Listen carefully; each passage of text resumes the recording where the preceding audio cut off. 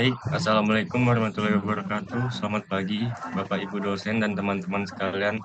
Perkenalkan kami dari kelompok A2 akan mempresentasikan materi berjudul pegas dan roda gigi.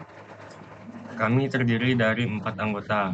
Yang pertama saya sendiri, Kendral Gali, Andi Muhammad Anciari, Muhammad Rifki, dan Muhammad Jawal. Kami akan membagi topik ini menjadi 2 bagian besar. Pertama tentang pegas, lalu dilanjutkan dengan roda gigi. Silakan disimak dan di akhir sesi kami persilakan untuk bertanya. Terima kasih.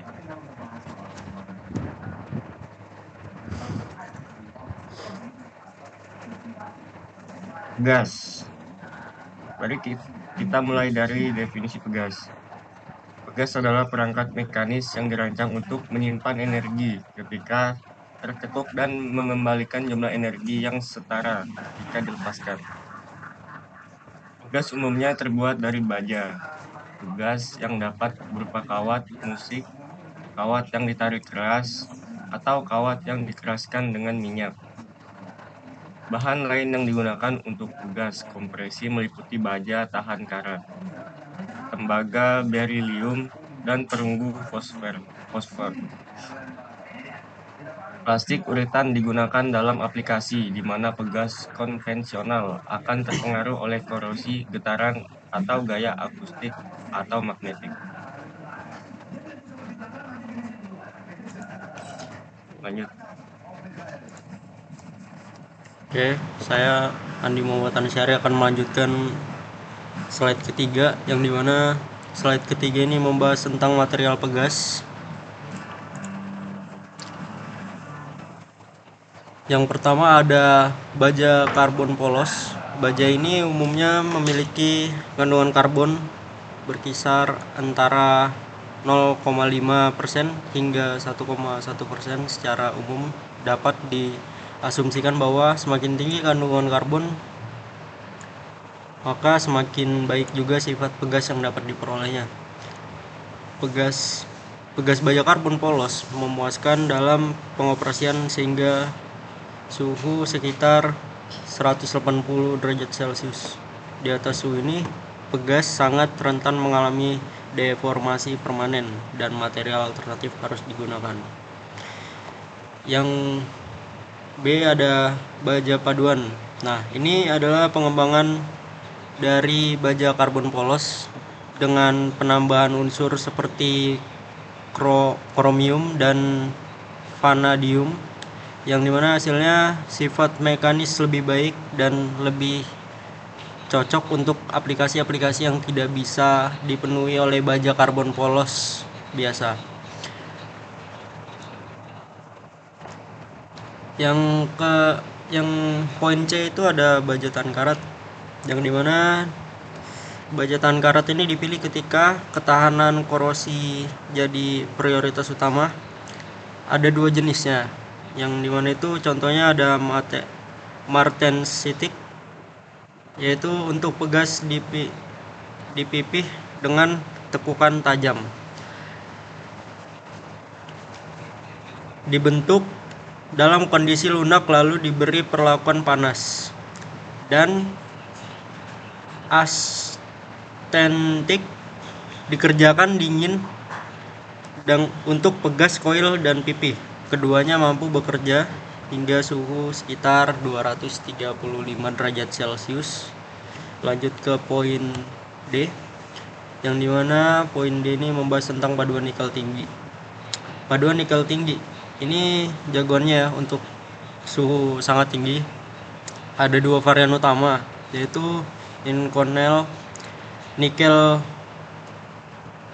kromium besi tahan hingga 320 derajat Celcius, dan Nimonic 90 nikel kromium kobalt, yang ini bisa tahan hingga suhu 400 derajat Celcius, bahkan sampai 590 derajat Celcius.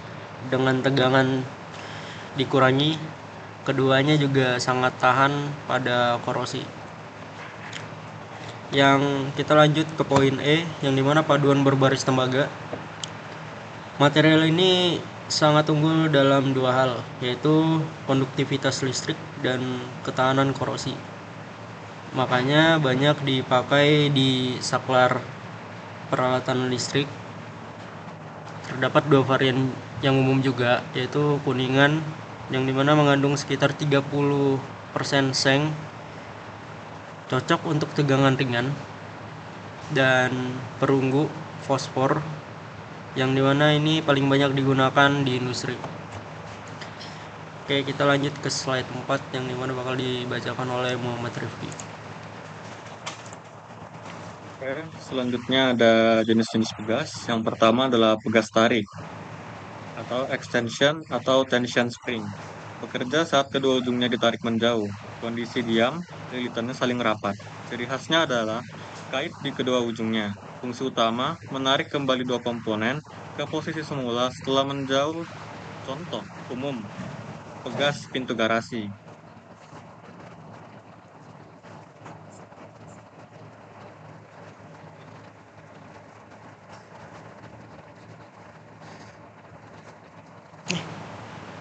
Udah Ki.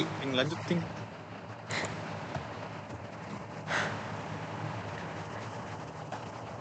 Yang kedua adalah pegas tekan. Kebalikannya, saat diam ada celah antar lilitan. Diberi beban, pegas memendek. Fungsi meredam benturan, menahan beban vertikal atau mendorong kembali komponen. Contoh suspensi kendaraan dan pena ballpoint. Yang ketiga ada pegas torsi atau torsion spring, bekerja dengan putaran, bukan tarikan atau tekanan. Saat diputar, kawat memperketat lilitannya dan menyimpan energi, lalu mendorong balik ke arah berlawanan. Fungsinya menahan atau mengembalikan gerakan berputar. Contohnya adalah engsel pintu pegas. Yang keempat ada pegas daun atau leaf spring, bukan kawat, melainkan lembaran plat baja elastis yang disusun bertingkat, dari yang panjang hingga yang pendek, dirancang untuk beban sangat berat. Contoh klasik, suspensi truk dan bus.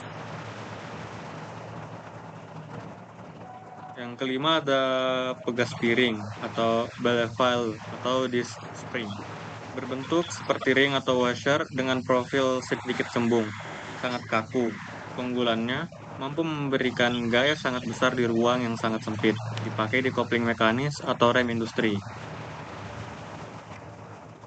Yang keenam ada pegas spiral atau jam atau juga clock spring. Terbuat dari pita baja pipih yang digulung spiral di satu bidang datar. Makin diputar makin rapat gulungannya. Fungsi menyimpan energi mekanis jangka panjang, seperti di jam mekanik atau menggulung kabel secara otomatis.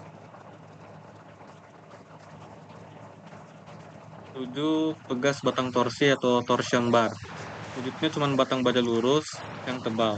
Bekerja saat dipuntir. Satu ujung terkunci ke bawah di kendaraan, ujung lain ke lengan roda, menggantikan pegas koil agar bagian bawah kendaraan bisa lebih ringkas.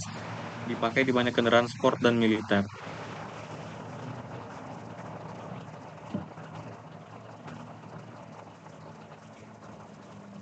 Cara menggambar pegas dalam gambar teknik. Yang masuk ke aspek gambar teknik. Dalam dunia rekayasa, pegas tidak perlu digambar realistis sepenuhnya. Itu justru membuang waktu dan membuat gambar menjadi rumit. Standar internasional menyederhanakan representasinya. Standar ISO atau Simmons metode detail sederhana. Pendekatan ini menggambar ulir hanya di ujung kiri dan kanan pegas. Bagian tengah cukup diwakili garis putus-putus atau titik tipis kontinu. Langkah-langkahnya, pertama gambar silinder luar sesuai diameter luar atau DO. Kedua, gambar 2-3 ulir aktif di ujung. Ketiga, tarik garis diagonal di tengah. Dan keempat, jika tampilan potongan, arsir penampangan kawat dan garis diagonal. B. Metode skematik atau garis tunggal span fillet.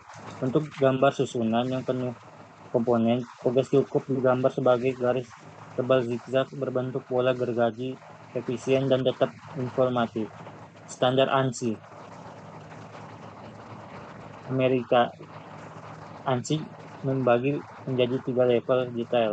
Gambar helix penuh biasanya lewat software CAD schematic zigzag yang mewakili puncak dan lembar ulir.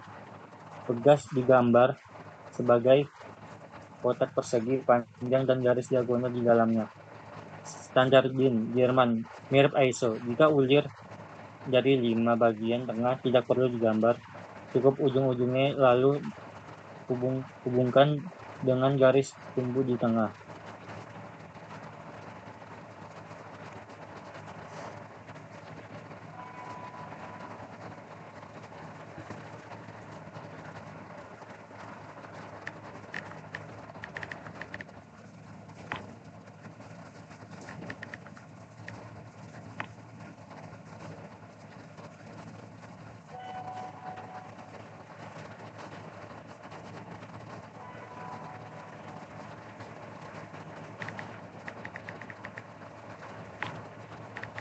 Baik, kemudian roda gigi.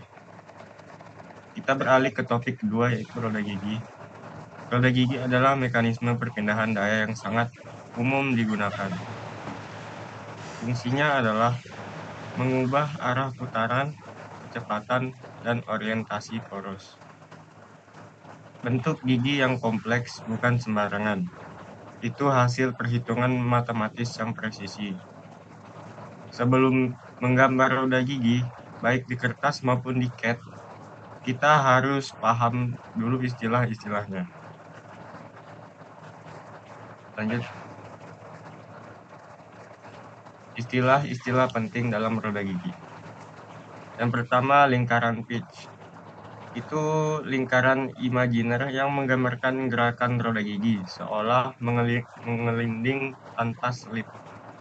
Kemudian yang kedua adalah diameter pitch. Diameter dan lingkaran pitch ini ukuran utama yang mendefinisikan besar kecilnya roda gigi. Kemudian yang ketiga, titik pitch. Titik pitch adalah titik kontak antara dua lingkaran pitch dari dua roda gigi yang saling terkait. Yang keempat, permukaan pitch. Permukaan silinder imajiner tempat lingkaran pitch berada. Kemudian yang kelima adalah sudut tekanan atau sudut kemiringan. Itu sudut antara garis normal gigi dan garis singgung di titik pitch. Standarnya 14,5 derajat atau 20 derajat. Yang keenam ada addendum. Addendum adalah tinggi gigi di atas lingkaran pitch atau bagian yang menonjol keluar.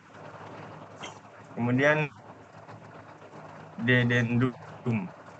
Itu jarak radial dari lingkaran pitch ke dasar gigi atau bagian yang masuk ke dalam.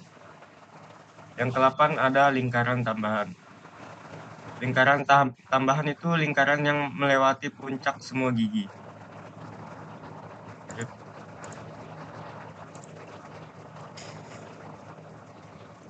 Oke, kita lanjut ke slide 7, yang dimana slide 7 ini mempresentasikan tentang macam-macam roda gigi. Yang pertama itu ada roda gigi pacu. Roda gigi pacu atau spur gear ini paling sederhana dan paling umum. Terdapat cirinya yaitu sumbu dua roda sejajar dan gigi lurus searah sumbu poros.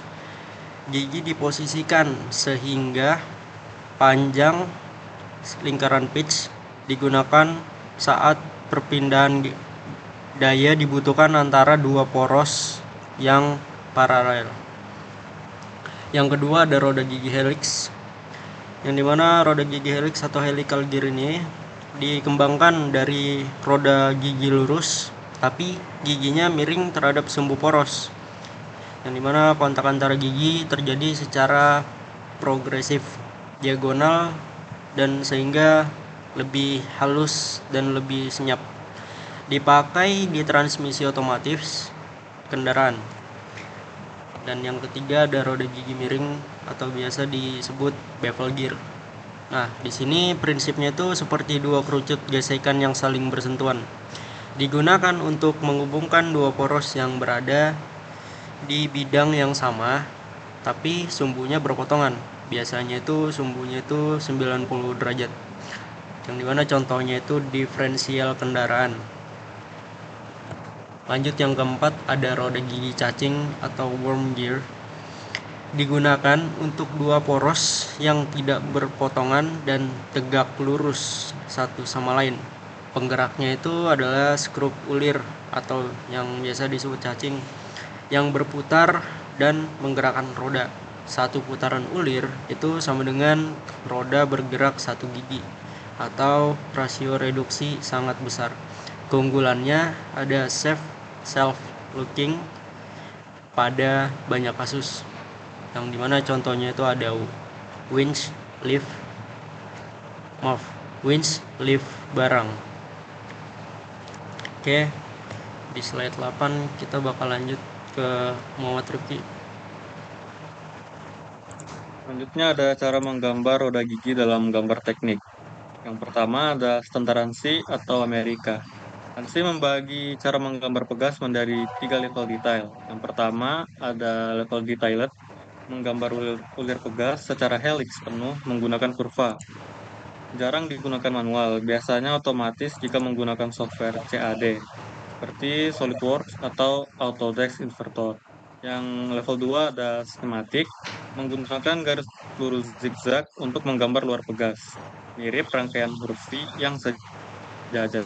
Yang ketiga ada simplified atau sederhana. Pegas hanya digambar sebagai kotak persegi panjang dengan garis diagonal di dalamnya untuk menunjukkan arah lilitannya.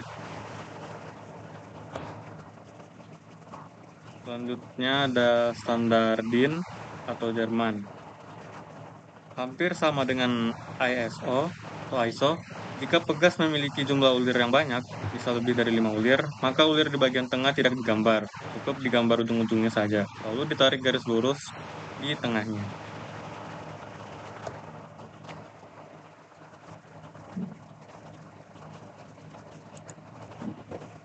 Oke, sekarang kita masuk di bagian sistem coupling mekanik plug. Roda gigi helix meneruskan gaya dari mesin ke poros perantara. Pegas tekan berfungsi menekan pekat kopling agar menempel rata tanpa slip. Dalam gambar teknik, pegas ini digambar dengan tampilan potongan sebagian untuk memperlihatkan detail pengampangan kawatnya. Kedua, batas torsi atau kopling slip atau biasa disebut slip plug. Pegas foil atau pegas piring menjepit roda gigi pada poros utama jika torsi beban melebihi gaya tekan pegas. Roda gigi berputar bebas alias slip. Ini adalah mekanisme pengaman otomatis digunakan di mesin pertanian dan industri. Selanjutnya yang ketiga, penggerak katup atau valve crank. Roda gigi poros nok digerakkan oleh sabuk bergigi atau rantai dengan rasio reduksi tertentu. Pegas kembali katup memastikan katup kembali ke posisi tertutup setelah noken as mendorongnya. Dinamika katup sangat bergantung pada konstanta pegas. Ini kritis di mesin kecepatan tinggi. Lanjut keempat, mekanisme anti backlash dipakai di instrumen presisi tinggi sebagai dial indikator dan CNC. Dua piringan roda gigi tipis dipasang berdampingan ditarik saling berlawanan oleh pegas tarik internal. Hasilnya, tidak ada celah atau backlash antara gigi sampai presisi terjaga. Kelima, pompa roda gigi atau pompa roda gigi dan relay valve. Roda gigi menghasilkan aliran fluida bertekanan tinggi. Jika tekanan berlebih, fluida mendorong plunger melawan pegas hingga katup pengaman terbuka. Pegas inilah yang menentukan batas tekanan operasi pompa.